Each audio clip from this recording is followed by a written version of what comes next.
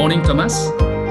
Thank you for being our guest today in our Executive View podcast series about sustainability and ESG. We are very pleased, Boyden, to welcome you as CEO at Yara Marine Technologies, a global leader in green technologies to the marine industry. Before we start, Thomas, with my first question, could you please give us a short introduction about yourself and about Yara Marine Technologies? Well, thanks, David, for the invitation. Let me briefly talk about myself and then maybe a bit more about Yara Marine Technologies. So, as you said, CEO of the company. Basically, that means I have the honor to stand at the helm of a fantastic team that has embarked into let's say new territories. And when I say that, what I mean is that Yara Marine Technologies used to be or was a company with one product only that was focused on, let's say, solving environmental problems. But over the last two and a half years, we have completely remodeled the company to be now a broad technology provider to enable a greener maritime industry. And to be allowed to stand at the helm together with a team driving this forward is a fantastic journey. I'm excited to hear that. So and you can always join. Sure. in some different ways, right? Of course, some in the cooperation or partnership. Yeah. So I would like to start with my first question, Thomas. What are the game-changing shifts and opportunities arising across sustainability in the maritime and shipping industry? Is it region or market specific? Maybe let's start with the latter part of the question first. I don't think it's regional market specific. What we see is that this is a global quest, you could say. And on that global quest, why is it that the shipping has become, let's say, more into focus? In the end, if you look at the global CO2 Pareto diagram, meaning who is emitting what, shipping is 2.5-3% of global CO2 emissions. 2.5-3%. Well, why? It doesn't sound a lot, right? On the other hand side, this is the equivalent of maybe what Germany is emitting. So it is a lot. And that thinking is starting to be embedded, and that thinking is getting more and more at the forefront of what the shipping companies have now started to look into to make their plans. How can we act on that? How can we reduce our CO2 footprint? So shipping has started to think about it.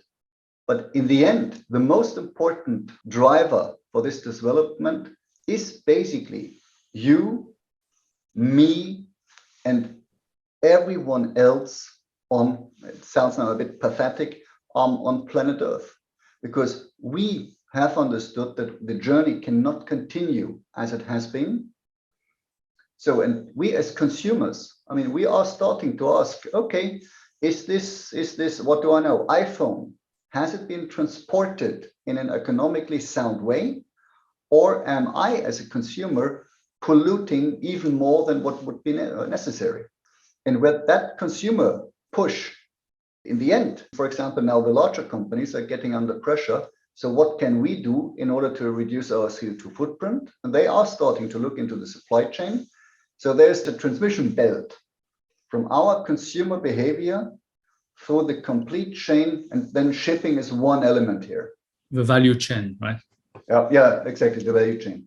And this is why shipping has now really started to look into the topic. And I think the interesting observation is that shipping doesn't know yet. There is not one silver bullet. There is not one solution. There is not one thing you can do to have solved every problem. So here, I must say, this is why maybe we are in the most exciting times ever. Shipping had been, or maybe even is today, a very, very traditional industry. Long-term thinking, okay, volatility in, of course, on the market price indexes a bit, but it's very traditional and not so forward-leaning with new technologies. We have embarked into, one of our products we have is route optimization using artificial intelligence powered engine behind it. Talking about this 5 years ago in shipping, you would have been told, come on, we don't need this. So things are changing, and I think to the better.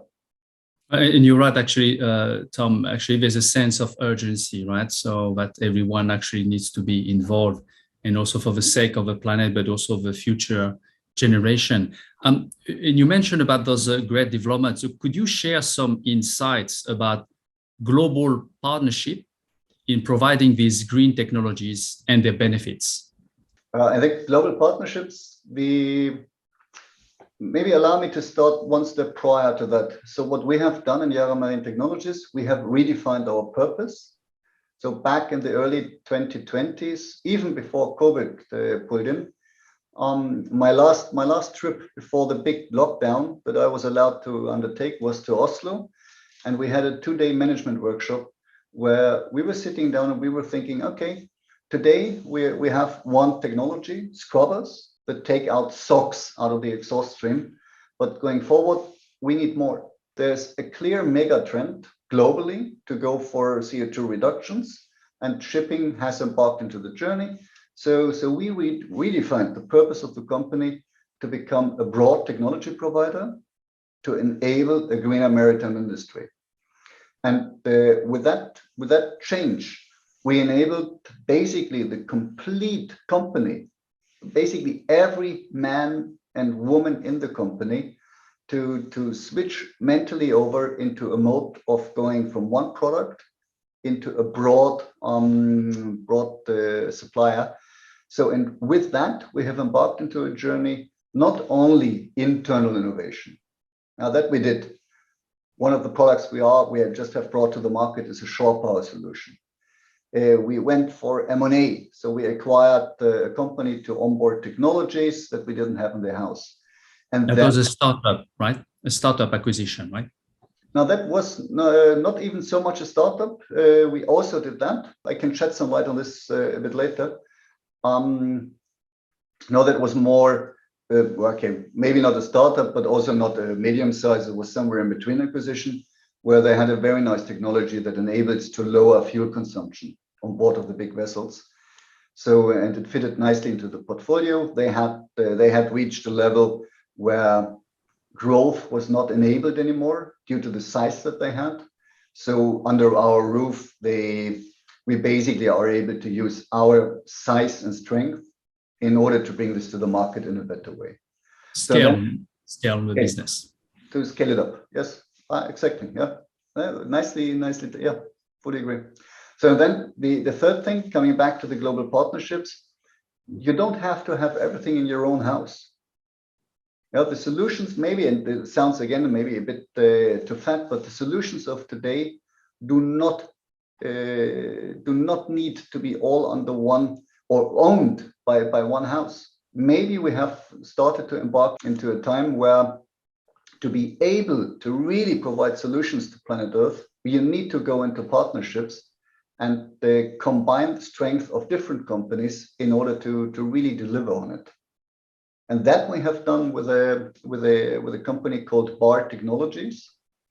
So we went into a very deep partnership, and in the end, BAR develops a product that we call wind wings. So it will be very large sails that we put on tankers and bulkers. And we didn't have the IP, right? Our teams could not have developed this product, but BAR, being a technology company, did not have the supply chain behind it, which we have, right? We have our sourcing footprint. We know how to run a supply chain. We have our teams that go on board the vessels and install the products. So in the end, a perfect match of two capabilities for us to bring jointly a new product to the market. And as you say, under a global partnership. So they had a great idea, a great concept, and then thanks to Yara Marine Technology, then brought that into life, right, and commercialized that, right, at a greater scale. But yes, but also vice versa, right? Thanks to them being knowledgeable to be able to develop. So yep. I think it's a very fruitful partnership where both parties bring in their strength and weaknesses, right? Like in any marriage, you have your honeymoon, and then you also have to sometimes sort things out of it. But this is what partnerships are about. But look forward to see that technology being deployed more and more through, the supply chain industry. Then, Tom, in the current environment, what have you observed to be critical pivots for or against the development and wide-scale usage of sustainability? Because it's for and against, right? It's two forces. In an Asian context, the yin and the yang, right? So, and then the question is, what is driving and what is holding back? And if I'm looking into this a bit, I'm German, and when I was a kid, we're talking now, what is it, 70s, right? 70s, early 80s. By that time there was a big discussion around the catalysts. I recall cars by that time, they had no catalysts. So then it was figured out that, okay, without a catalyst, that might not be very good for the for health and environment. And then there was such a negative barrier, not only of the car industry, but also by public opinion or by the large automotive clubs and whatnot, against introducing a technology where in the end we will all benefit from. And I was reflecting on this a lot because I never understood why. Why is something that is so meaningful? Why was it so pushed back? And I think I concluded for myself, and that might be wrong, that in the end it's a bit the fear of change. Simply the fear of change. The same goes, by the way, with a seatbelt. A Swedish invention in the end, which it took quite a while to have it implemented in cars. 3 points, right? The 3-point seatbelt. Yes. And then, it started with the front seats, and then it took some more years for the back seats. And again, why on planet Earth would you not immediately go for it? So here, I think, thinking about this, it's a fear of change. And now looking into the shipping industry, it has not been a very fast runner in implementing new technologies, specifically partially if you have technologies that are focused on the environment. However, and now we're coming to the positive side of it, and I had this earlier, right, that all of us are in the end driving this development. It is our consumer behavior that creates such a push, or you could even say a pull for the companies where we buy products. We want them to look into this and lower CO2 footprint. And this pressure is then, we have this value chain, it's relayed into, let's say, all steps in the value chain, one after the other. So, and with that, I think there's a shift in mindset. And then the big thing that you will always hear is, whoa, does it economically make sense? My vessel has a lifetime of 20 years, approx. Most likely, me as an owner of a vessel, I will not keep the vessel for 20 years. I have it 5 years or 10 years, and then I will sell it again. So it's always a big question around the economics. And then I think the big question is, how do you weight that? Right? Where is the price tag, the global price tag on pollution? And we don't have that, I think, for the maritime industry yet. Most likely, and I hope very much, the discussions are ongoing in the European Parliament, in the IMO. So there are a lot of discussions ongoing how to price pollution. And I think the easiest thing is what we have land-based. It's most likely you're very, very well acquainted with that. There's a price tag to CO2, and I truly hope that we will come to a point where there is a price tag to pollution, because this will allow, remember, the invisible hand. So this will allow the market to adjust and make investment into green technologies more feasible than doing it, let's say, for the greater good. Talking about change, or even may say as well the sake of greater good, can you tell us more about the Save Our Planet distress signal movement or campaign And what has been the positive impact you have seen? The Save Our Planet, say, where was it born, or where did it come from, to start very early? When we redefined the purpose, we also thought about, okay, as a good company, we would like to have a good purpose, of course, but then also we found it necessary to formulate a vision. And in Yara Marine, we tried to be very flat hierarchies, all teams together. So we thought, okay, let's ask our people what they would believe the vision should look like based on our new purpose. And then we had one of our employees coming back with an idea on, can we with our purpose, can we not contribute to take planet Earth and to hand it over to the next generation in a better state? And you know, it's working in this green sphere or space, it always sounds a bit, I know, pathetic or thick or whatnot. But I must say, for me, this is at the moment the best assignment I have ever been in, because there's so much purpose behind it. I mean, where is it that you work on technologies that will enable us to take planet Earth and to hand it over to our kids in a bit better state? Because this is not what we've been doing the last, I don't know, 60, 70, 80 years. It's great to hear that. I mean, Tom, especially as you say, it's a kind of bottom up, the voice, right, of the employee. And then we're also leading a business with purpose. Actually, there's also quite a famous book, we say The Heart of Business. And it's really glad to hear that, it's, a noble purpose, I would say. Okay, the heart of business. I'll make a note and I will take a look. Yes, very good. No, and then, so this is a bit where, let's say, the birthplace of the idea came from. And then I think it was also driven a bit by, I assume you have heard about this overshoot day. This is the day when all of us have consumed more resources on planet Earth than planet Earth can replenish. So this is called the Earth Overshoot Day. And in 1970, that is the year when I was born, the Earth Overshoot Day was December 30th. So that was at the end of the year. Today, 51, 52 years later, Earth Overshoot Day is end of July. It's July 29th. So only in my lifespan. Getting earlier and earlier. Yeah. So and it's, for me, this is not how it should be. Right? And this is why I truly believe that embarking into what can we do in order to reduce CO2 footprint in shipping? What can we do to reduce CO2 footprint in general production supply chains, in transportation and whatnot, makes a significant difference.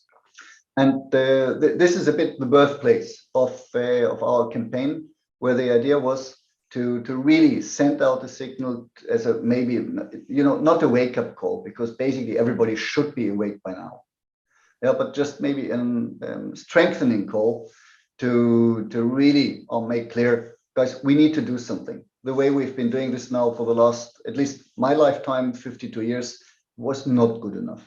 So that's where the idea was born. And then we, of course, used it to rebrand the company. Yara Marine Technologies was known as the #3 global market leader in scrubbers. And if you are embarking into a journey with a broad technology portfolio, you don't want your customer space to call you because of the scrubber. You want your customers to call you because, whoa, my fleet, 20 vessels, what do I do? And I don't want to call this small company and that one and this one and that one. I want to call one company that has a broad portfolio that can solve my problem. So we use the SOP campaign to reposition the brand. It's been a great, a great direction and positive direction. How is Yara Marine Technologies responding to evolving ESG, regulatory and consumer values, and priorities around CSR and sustainability?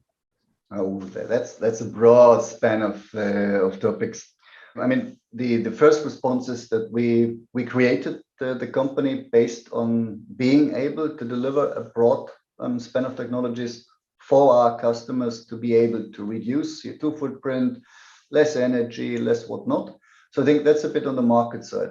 On the regulatory environment, that is something where we, on the one hand side, we observe what's going on. On the other hand side, we try, of course, to be embedded in, you could say, discussion fora or let's say organizations. So where we believe it makes sense to be part, in order to steer also the discussions a bit, we try to do that.